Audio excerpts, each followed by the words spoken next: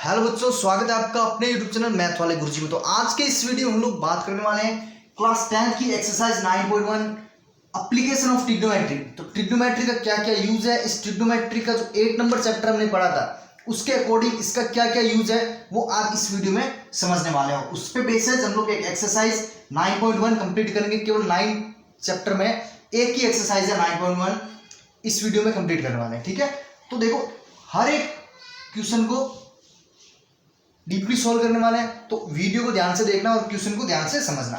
तो फर्स्ट वाला एक क्वेश्चन दे रखा है, a circus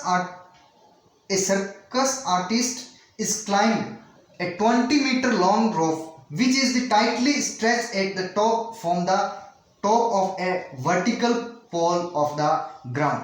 find the height of the pole if the angle made by the rope with the ground level is 30 degree. यानी question देखो, क्वेश्चन क्या दे रखा है कि अगर ये कोई पोल है, अगर मैं इसको ए और बी दे दूं, पोल की जो पॉइंट है ए और बी, ग्राउंड वाला पॉइंट ए और ये बी। अब देखो ये दे रखा है कि ग्राउंड से 30 मीटर दूर, ग्राउंड से 30 मीटर दूर, सॉरी ग्राउंड से 20 मीटर दूर अपने को एक ऐसे रस्सी दे रखी है जो बी पॉइंट से कनेक्टेड है। ठीक है, एक रस्सी है बी पॉइंट से कनेक्ट है और ये वाला जो एंगल है ये 30 डिग्री दे रखा है। तो इस वाले पॉइंट को मैं सी पॉइंट नाम दे देता हूं। ठीक है, अब जो ये जो रस्सी है स्ट्रेच है, अपने को पोल की हाइट निकालनी है। इसमें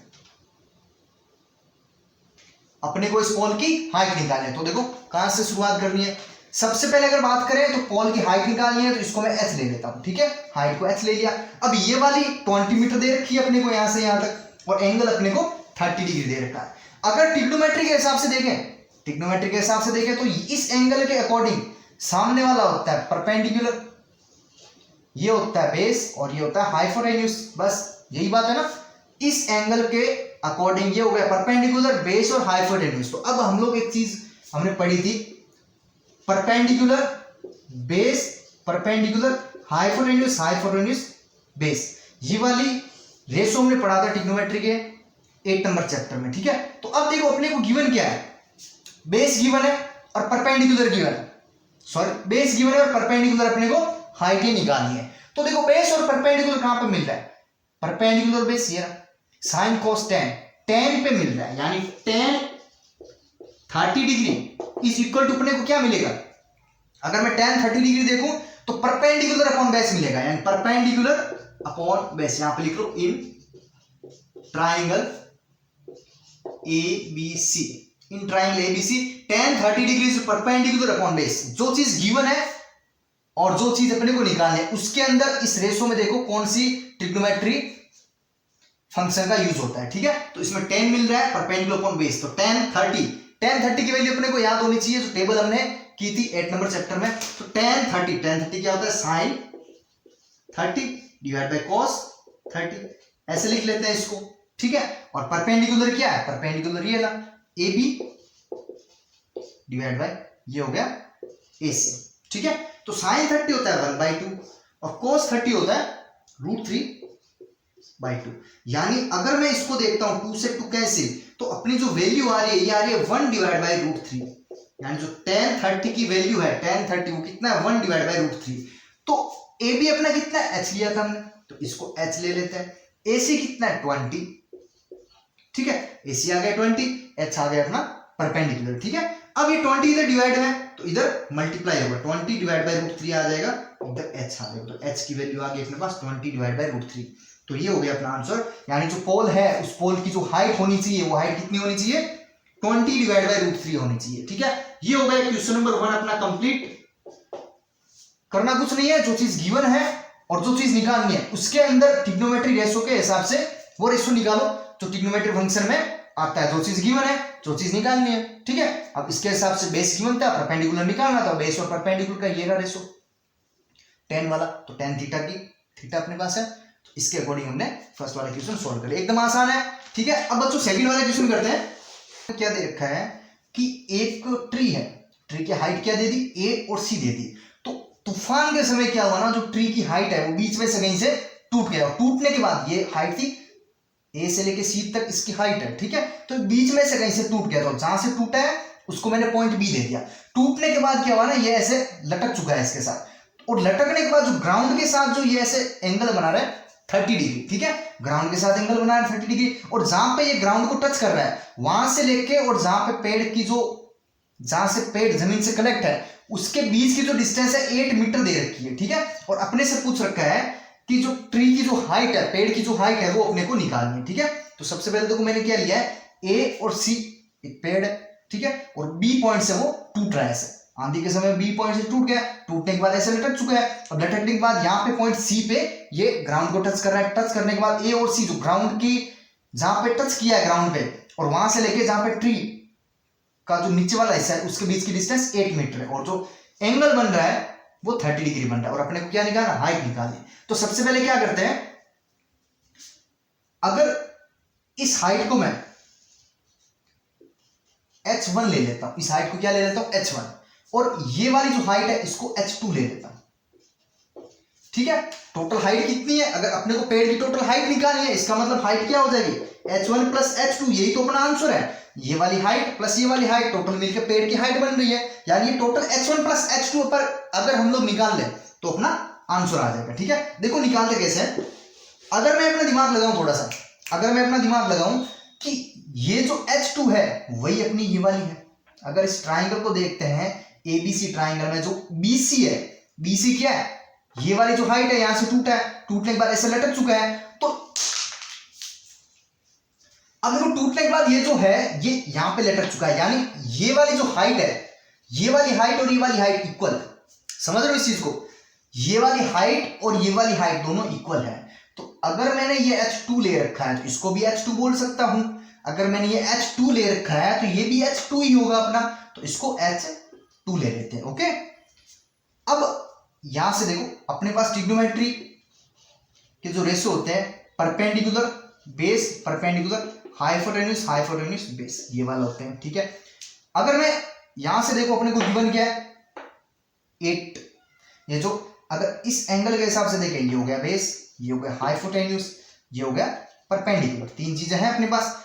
अगर h निकालना है, h1 निकालना है मेरे को, तो अगर मैं इसको देखता हूं, बेस गिवन है और परपेंडिकुलर अपने को निकालना है, बेस गिवन है परपेंडिकुलर निकालना, बेस और परपेंडिकुलर का कौन सा रेशियो है, ये बेस और परपेंडिकुलर यानी tan थीटा। अगर मैं इस ट्राइंगल में लिखूं in triangle A B C, अगर इस ट्राइंगल के अंदर अगर लोग देखते हैं तो क्या मिलेगा, tan 30 degree is equal to perpendicular upon base. तो अगर परपेंडिकुलर निकाले तो परपेंडिकुलर क्या है, इसमें h1 है तो इसको h1 दे सकते हैं, और बेस 8 मीटर है तो इसको 8 दे दिया। अब अपने को पता है tan 30 की वैल्यू, tan 30 कितना होता है 1 डिवाइड बाई रूट 3 होता है, is equal to h1 divide by 8, h1 divide by 8।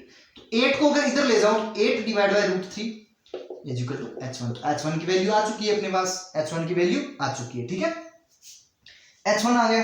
अब इसी हिसाब से हाइपोटेन्यूज और बेस में देखो इसमें से कौन सा रेशो मिल रहा है, हाइपोटेन्यूज और बेस, ये रहा बेस और हाइपोटेन्यूज बीच वाला कोस में मिल रहा है, यानी कोस थीटा होगा अपना बेस अपॉन हाइपोटेन्यूज। तो ऐसे ही सेकंड वाले के लिए h2 निकालना है अपने को सेकंड वाले में, तो h2 क्या है, हाइपोटेन्यूज है, और जो गिवन इंफॉर्मेशन है वो बेस है अपना, ठीक है। तो अगर मैं कोस 30 डिग्री, ये क्या होता है बेस अपॉन हाइपोटेन्यूज होता है, तो बेस कितना दे रखा है 8 दे रखा है, और हाइपोटेन्यूज कितना दे रखा है h2 दे रखा है, तो h2 ले लिया मैंने, और कोस 30 कितना था रूट 3 डिवाइड बाई 2 होता है, is equal to 8 divide by h2, ठीक है।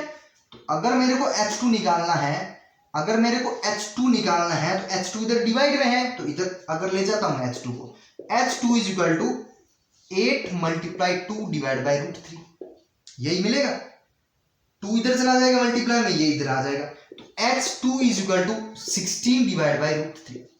अब h2 की वैल्यू भी आ गई अपने पास, h2 और h1 दोनों आ गए, अब दोनों को ऐड कर देंगे तो अपने पास ट्री की हाइट आ जाएगी, तो h1 प्लस h2, तो h1 कितना है 8 divide by root 3 plus h2 16 divide by root 3, तो ये आ जाएगा अपने पास 8 + 16 डिवाइड बाय √3।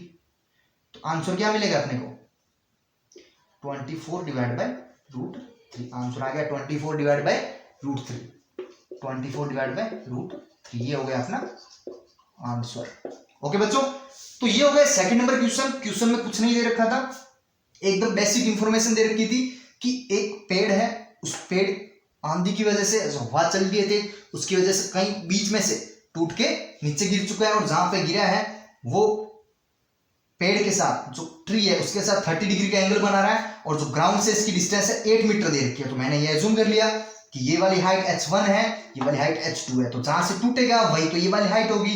तो h2 = हाइपोटेन्यूज हो जाएगा इस ट्रायंगल के लिए। और फिर हमने ट्रिग्नोमेट्री रेशो के हिसाब से निकाल लिया, जो गिवन इंफॉर्मेशन है उसके हिसाब से कौन सा क्या है। ठीक है, तो एक तो बन रहा है tan 30 डिग्री, एक cos 30 डिग्री, दोनों के हिसाब से हमने इसको सोल्व किया। h1 + h2 करने से अपना आंसर आ गया 24 डिवाइड बाय √3। ओके बच्चों, अब करते हैं थर्ड नंबर क्वेश्चन में दे रखा है कि एक कॉन्ट्रैक्टर है, उसको एक ग्राउंड में जो बच्चों के लिए स्लाइड बनाने का उसको कॉन्ट्रैक्ट दे रखा है। तो स्लाइड दो टाइप से बनानी है कि एक में तो जूनियर बच्चे और एक में सीनियर बच्चे। तो जूनियर बच्चों के लिए जो स्लाइड की जो हाइट होनी चाहिए 1.5 मीटर होनी चाहिए, और जो एंगल होना चाहिए जो स्लाइड का वो 30 डिग्री होना चाहिए। और ऐसे ही सीनियर बच्चों के लिए जो हाइट होनी चाहिए वो 30 मीटर होनी चाहिए, और जो एंगल है वो 60 होना चाहिए, 60 डिग्री। ठीक है, और अपने को क्या करना है कि दोनों स्लाइड बोर्ड की लेंथ निकालनी है, यानी ये जो स्लाइड है इसकी लेंथ कितनी है और ये स्लाइड है उसकी लेंथ कितनी है। ठीक है, तो दोनों को निकाल लेते हैं। सबसे पहले अगर मैं इस वाले की बात करूं जूनियर बच्चों की, तो इस एंगल के हिसाब से ये होगा अपना परपेंडिकुलर, ये होगा बेस, और ये होगा हाइपोटेन्यूज। तो गिवन अपने को क्या है, परपेंडिकुलर है और हाइपोटेन्यूज निकालना है। तो सबसे पहले क्या लिखेंगे, perpendicular base, perpendicular hypotenuse, hypotenuse base. अगर इसमें देखें परपेंडिकुलर अपने को गिवन है और हाइपोटेन्यूज निकालना है। परपेंडिकुलर और हाइपोटेन्यूज में कोई रेशो है क्या, परपेंडिकुलर हाइपोटेन्यूज साइन का ही है। तो सबसे पहले लिखेंगे sine 30 degree equals to perpendicular upon hypotenuse. तो परपेंडिकुलर अपॉन हाइपोटेन्यूज यहां पे लिखेंगे इन ट्राइंगल ABC। ठीक है, sine 30 equal to perpendicular upon hypotenuse. तो परपेंडिकुलर कितना दे रखा है 1.5 दे रखा है, 1.5, और हाइपोटेन्यूज कितना दे रखा है, कुछ दे नहीं रखा। तो इसको स्लाइड निकालनी है, तो स्लाइड की जो लेंथ है L1 ले लेते हैं। ठीक है, इस स्लाइड की L1, इसकी L2 ले लेते हैं। तो हाइपोटेन्यूज कितना आ गया L1। ठीक है, तो अगर साइन 30 की वैल्यू अपने को पता है 1/2 होती है, और 1.5 डिवाइड बाय L1, और L1 यहां से निकालना है तो बहुत आसान है। L1 = 1.5 × 2 हो जाएगा, यानी L1 है वो कितना आ जाएगा 3 आ जाएगा। ठीक है, 3 मीटर L1 की वैल्यू आ गई। यानी ये जो जूनियर वाले जो बच्चे हैं उसकी जो स्लाइड है उसकी लेंथ कितनी है 3 मीटर होने वाली है। अब इस वाले के लिए करते हैं। ठीक है, इस वाले के लिए भी देखो, अगर इस ट्राइंगल के हिसाब से देखें, इस ट्राइंगल के अकॉर्डिंग, तो ये होगा परपेंडिकुलर, ये होगा बेस, और ये होगा हाइपोटेन्यूज। तो अपने को किसके बीच में रिलेशन निकालना है, परपेंडिकुलर और हाइपोटेन्यूज, क्योंकि परपेंडिकुलर गिवन है और हाइपोटेन्यूज की अपने को वैल्यू निकालनी है। तो सेम ऐसे ही देखो, इसमें परपेंडिकुलर और हाइपोटेन्यूज साइन में ही चाहिए। तो sine 60 degree equal to perpendicular upon hypotenuse. तो परपेंडिकुलर कितना है 3 है, हाइपोटेन्यूज कितना है L2 है। तो साइन 60 की वैल्यू तो √3 divide by 2 equal to 3 divide by L2। तो L2 को अगर इधर मल्टीप्लाई कर दूं तो इधर मिलेगा 3 × 2 डिवाइड बाय √3। तो देखो यहां से क्या मिलेगा L2, यहां पे √3 है, अगर मैं इसको √3 से मल्टीप्लाई कर दूं, डिवाइड कर दूं, तो कोई फर्क नहीं पड़ने वाला है। √3 से मल्टीप्लाई कर दूं, √3 से डिवाइड कर दूं, तो कोई फर्क नहीं पड़ने वाला है। ठीक है, तो ये कितना हो जाएगा 3 × 2 × √3 ऊपर हो जाएगा 3, 2 और √3, और नीचे √3 और √3 को मल्टीप्लाई करेंगे तो 3 आएगा।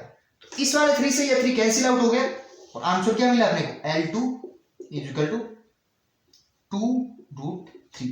ये हो गया L2 का आंसर। 2√3 इसकी लेंथ होगी स्लाइडर की। ठीक है, तो सीनियर बच्चों के लिए 2√3 और जूनियर बच्चों के लिए 3 मीटर। तो क्वेश्चन एकदम आसान था। ठीक है, अब फोर्थ नंबर क्वेश्चन की ओर बढ़ते हैं। नंबर क्वेश्चन में क्या दे रखा है कि एक टावर है, तो टावर को मैंने AB एक टावर ले लिया, टावर की हाइट अपने को निकालनी है, और टावर के 30 मीटर दूर एक पॉइंट दे रखा है, वहां से अगर मैं टॉप ऑफ द टावर का जो पॉइंट है उसको अगर मिलाते हैं तो अपने को 30 डिग्री एंगल मिलता है, ठीक है। और ये जो लेंथ है इसके ग्राउंड से लेके इस पॉइंट तक की, तो ये 30 मीटर दे रखी है अपने को, टावर की हाइट निकालनी है। तो सबसे पहले बस कॉन्सेप्ट वही है कि इस एंगल के हिसाब से ये होगा बेस, ये होगा परपेंडिकुलर, ये होगा हाइपोटेन्यूज, ठीक है। परपेंडिकुलर, बेस और हाइपोटेन्यूज। तो अब अपने को गिवन क्या इन्फॉर्मेशन है, बेस गिवन है और परपेंडिकुलर अपने को निकालना है।